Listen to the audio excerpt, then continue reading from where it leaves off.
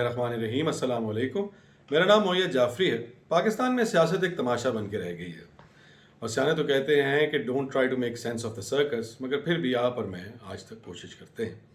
پاکستان کے اندر آج خاص باتیں کیا ہوئیں، کیا خاص خبریں ہیں؟ سب سے پہلے تو یہ بات کی جائے گی کہ آج ہمارے وزیر اعظم شہباز شریف نے دہشت گردی، پاکستان میں بڑھتی ہوئی دہشت گردی کے حوالے سے ایک انتہائی اہم بیان دیا ہے۔ وہ اہم بیان کیا ہے اور اس کی اہمیت اس قدر زیادہ کیوں ہے، اس پر بات کریں گے۔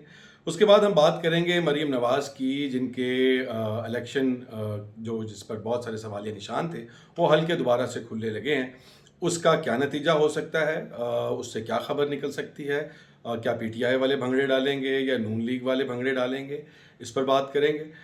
مریم نواز نے Lahore solid waste management company جو صفائی کا عملہ ہے، ان کے ساتھ بھی خاص ملاقات کی، ان کو موٹیویٹ کرنے کے لیے، مگر اس پر بھی لوگوں کو کچھ اعتراضات ہیں، اس کے حوالے سے بات کریں گے۔ کل جمعے والے دن بجٹ کے اوپر بحث ہوئی پاکستان کی نیشنل اسمبلی میں، اور اس نیشنل اسمبلی کے اندر حکومتی بینچوں نے بجٹ کے بارے میں کیا کہا اور اس کا کیا نتیجہ نکل سکتا ہے اور اس کی وجہ کیا ہے، وہ ایسی کیا نئی بات ہے جو حکومتی بینچز نے بجٹ کے حوالے سے کی، اس پر بات کریں گے۔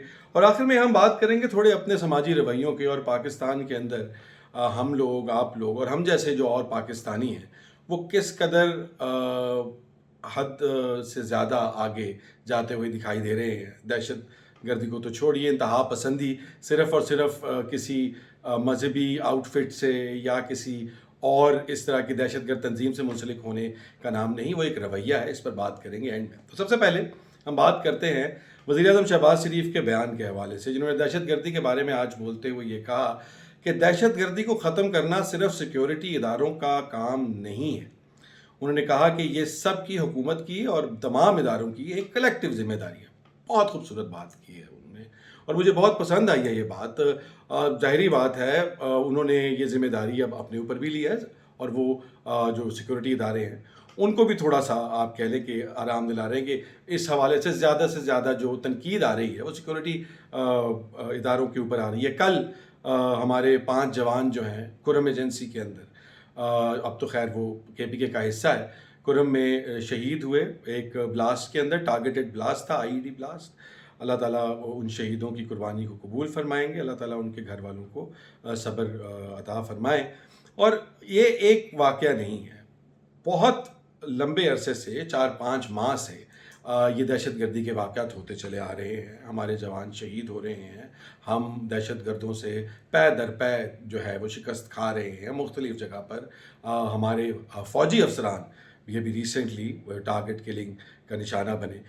تو میرے ذہن میں ایک خیال یہ آیا کہ جب شکست پر شکست کی بات ہوتی ہے کرکٹ میں، جو کہ کھیل ہے، تو ہم پوری قوم یک زبان ہو کے تقریباً کہتی ہے کہ یہ جو کپتان ہے نا، اس کی غلطی ہے، اس کو ذمہ داری لینی چاہیے، اور اس کو ذمہ داری لینے کے بعد استعفیٰ دے دینا چاہیے، کیونکہ یہ اپنا کام کرنے میں ناکام رہا ہے۔ تو اس کو چونکہ یہ ثابت ہو چکا ہے کہ یہ ذمہ داری کا اہل نہیں ہے، تو اس کو اس سے جو ہے وہ ریزائن کر دینا چاہیے۔ اور اس کے اوپر بڑی لوگوں کے جذبات بہت مشتعل ہوتے ہیں، مگر وہ صرف ایک کھیل ہے جہاں پر لوگوں کی جان کا، لوگوں کی مال کا، لوگوں کی حفاظت کا، ملک کی معاشی ترقی تک کا انحصار اس ملک کی سیکیورٹی پر ہے۔ اور وہ سیکیورٹی پرووائڈ کرنے سے جب وہ ادارے جو اس کے ڈھیر سارے پیسے بھی لیتے ہیں، بہت سارے اختیارات بھی لیتے ہیں، وہ شکست کھاتے ہیں یا وہ ناکام ہو جاتے ہیں، تو پھر کوئی اس طرح کا سوال پیدا کیوں نہیں ہوتا کہ اس ٹیم کا جو کپتان ہے اس کو بھی ریزائن کر دینا چاہیے۔ مگر ہم لوگ اس چیز کو بات کرتے ہیں، اور اس کے اوپر ہم لوگ اگر سوچتے بھی ہیں تو اس کے بہت سارے نتائج نکلتے ہیں۔ اور وزیر اعظم صاحب نے تو بات ہی ختم کر دی، انہوں نے کہا کہ جی اس کے ذمہ دار ہم بھی ہیں۔ تو اگر آپ بھی اس کے ذمہ دار ہیں، آپ کا بہت شکریہ، آپ نے یہ ذمہ داری لی، کسی نے تو لی۔ اگر آپ ذمہ دار ہیں تو آپ وہاں پر بیٹھے کیوں ہیں؟ اگر آپ ذمہ دار ہیں تو آپ کا جو انٹیریئر منسٹر ہے، وزیر داخلہ ہے، ان تمام حالات کے اندر کراچی میں بیٹھ کر اپنے ڈنر کرنے کی تصویریں کیوں ٹویٹ کر رہا ہے، جب جوان جو ہیں وہ سرحدوں پر نہیں، سرحدوں کے اندر اپنی زمین پر شہید ہو رہے ہیں؟ کیا یہ موضوع ہے کہ آپ اس طرح کے حالات میں انٹیریئر منسٹر ہو کر تو اس طرح اپنے آپ کو بالکل اس ساری سچویشن ڈسکنیکٹ کر کے آپ اس طرح کی تصویریں پوسٹ کریں. آپ کی تو ہر ٹویٹ ملک کے اندر ابتر سے ابتر ہوتے ہوئے سیکورٹی سچویشن کے حوالے سے ہونی چاہیے. آپ کا ہر ایکشن اس طرف جو ہے فوکس ہونا چاہیے, نہ کہ یہ کہ آپ دوسری چیزوں کے اندر بہت زیادہ انٹرسٹ لے رہے ہیں. خیر, یہ تو بات ہو گئی ان لوگوں کی جن لوگوں کی ذمہ داری ہے آپ کی اور میری جان اور مال کی حفاظت, اور اس کے حوالے سے وہ کتنے کامیاب ہیں اور اس کو ناکام ہونے پر کیا ہونا چاہیے اور ہو کیا رہا ہے. مگر دوسری طرف بات کرتے ہیں کامیابی اور ناکامی کے حوالے سے مریم نواز کی, جن کی کامیابی الیکشن میں بہت زیادہ بحث کا شکار رہی اور اس پر بہت سارے سوالیہ نشان تھے. پی ٹی آئی والے یہ کہتے ہیں کہ وہ یہ الیکشن ہار چکی ہیں اور دھاندلی کی وجہ سے وہ جیتی ہیں. اب فائنلی وہ حلقہ کھل رہا ہے. اون چودھری والا حلقہ بھی, جو جہاں سے پی ٹی آئی کے جو وکیل ہیں وہ کھڑے ہوئے تھے راجہ صاحب ان کے اگینسٹ, اور انہوں نے بھی اس کے اوپر پٹیشن کی ہوئی تھی. ٹریبیونلز والا معاملہ ابھی بھی پھنسا ہوا ہے, وہ لے دے وہاں پر چل رہی ہے, مگر یہ حلقے کھل گئے ہیں. تو اس کے اوپر تھوڑی سی بات, میرا تجزیہ یہ ہے کہ جس طرح سے اس وقت جو سیٹ اپ پاکستان کے اندر حکومت کر رہا ہے, جمہوریت تو نہیں کہہ سکتے, پارلیمنٹ کہنا بھی خیر شرمندگی ہوگی, مگر جو بھی سیٹ اپ اس وقت پاکستان کے اندر حکومت کر رہا ہے وہ ایک سیٹ پیٹرن کے اوپر فنکشن کر رہا ہے. ان کو یہ لگ رہا ہے کہ وہ پاکستان کے اندر معاشی استحکام لے کے آ رہے ہیں, کوئی سیاسی استحکام لے کر آ رہے ہیں. خان صاحب کو جیل میں بٹھا کر, جو کہ ایک ایجنٹ آف ڈسٹرپشن کے طور پر بھی جانے جاتے ہیں. تو اس سارے کے درمیان میں وہ یہ قطعاً افورڈ نہیں کرتے کہ مریم نواز جو ہیں وہ ایک حلقہ کھلنے کے نتیجے میں وہ یہ الیکشن ہار جائیں, وزیر اعلیٰ کی پوسٹ خالی ہو جائے, پھر ایک دھکم پیل, ایک کھینچا تانی شروع ہو جائے, کون وزیر اعلیٰ بنے گا کون نہیں بنے گا, اور یہ ایک دفعہ پھر سے سیاسی تذبذب اور جو ہے آپ یہ کہہ لیں کہ کمپلیٹ کیوس جو پہلے پنجاب کے اندر بنا تھا وہی دوبارہ سے بن جائے. تو یہ ایسا کچھ میرا نہیں خیال کہ ہونے والا ہے. یہ حلقہ کھلے گا, تھوڑے پریشر پڑیں گے, ہر طرف کان کھڑے ہوں گے, مگر الٹیمیٹلی موسٹ پروبیبلی یہ بھی مریم نواز کے اوپر سے یہ داغ ایونچولی مٹانے کا ایک طریقہ ہے کہ بھی جب تک یہ حلقہ کھلے گا نہیں اور اس کے نتائج ہماری مرضی کے نہیں آئیں گے تو تب تک یہ اس کے اوپر شور و غل مچتا رہے گا. تو اس سے کوئی خاص سرپرائز کی آپ لوگوں کو اور مجھے توقع میرا خیال ہے نہیں کرنی چاہیے.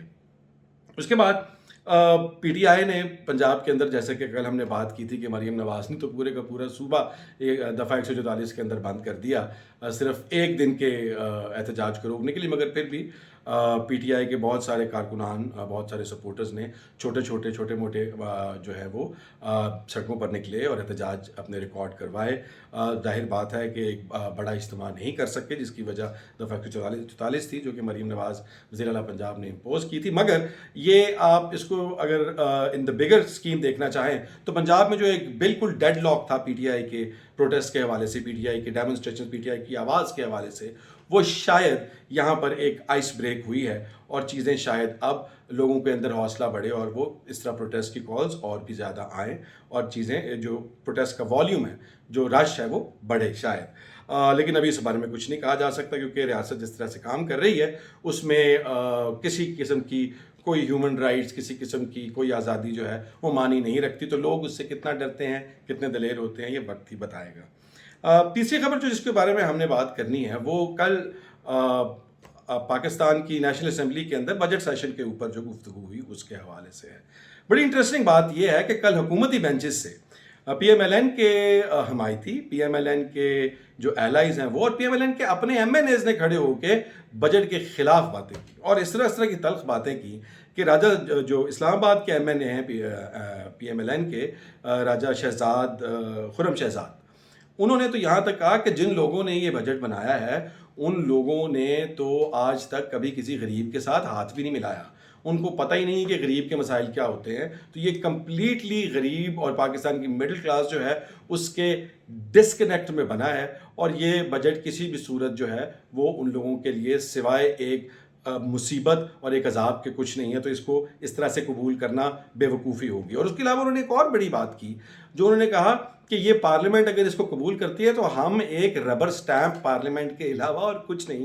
یہ وہ کرٹیسزم ہے جو پی ٹی آئی شروع سے کر رہی ہے جب سے یہ حکومت میں آئے ہیں.